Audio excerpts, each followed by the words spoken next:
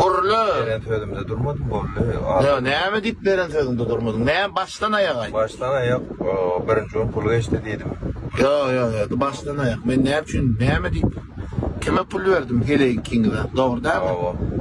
Gurlu. Ne açısın mı ver? 20.300 dolar. O işe tek diye attın doğru değil mi? Sen bergin vadi. Gurlu bol şu an. Gurlu odan nak gurlu. $1000. $1000 20.300'den dolu vermedim size.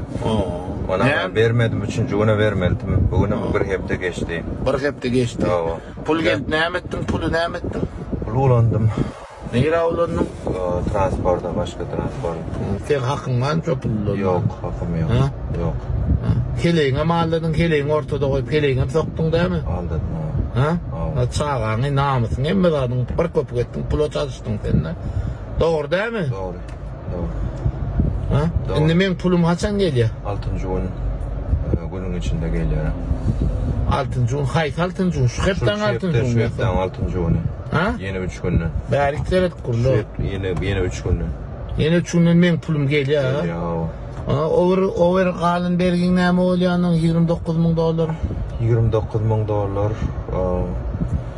Onu Ruminiyadan alsam Maňa seret bärik. $3.500 berenem. Seret kurulu bärik seret. $3.500 beren Ruminiýanyň pulunyň üstünden. Galanam onu 6. gün gelemde aýdaýmasam. Häzirlik çeşonýanak. Ne? Pretensiýaň barmy? Pretensiyam yok. Bärik seret. Yok. Pasportyň, dokumentleň näme üçin goýýanyň amaýt? Bergen bolan üçin, garanti üçin. Ha? Garanti üçin bergen bolan üçin. Birden sana bir zat bol biziňdekilerden kim bermeli sen puluny onu aýdyp geç.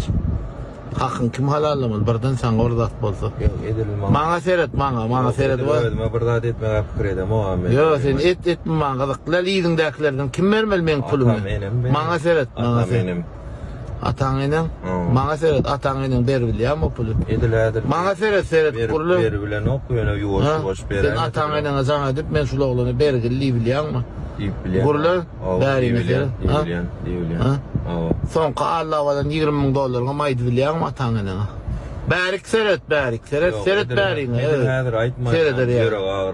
Ağrarda. Yo, şu ýagdaý aýdy bilýärmi sen ýani men Allah Allahnyň puluny. Maňa seret Allah. Aýdy bilen. Sen ýene gutunda ol bergide kaň men sana elimi uzadyp kasamdan $20.000 pul çekip berem soň ýene Allahnyň bilýän dämi? Ha? Maňa seret ejem skeýt. Gandon, kançita. Ha? Ne basiktir bu, men 6. güne çelmen.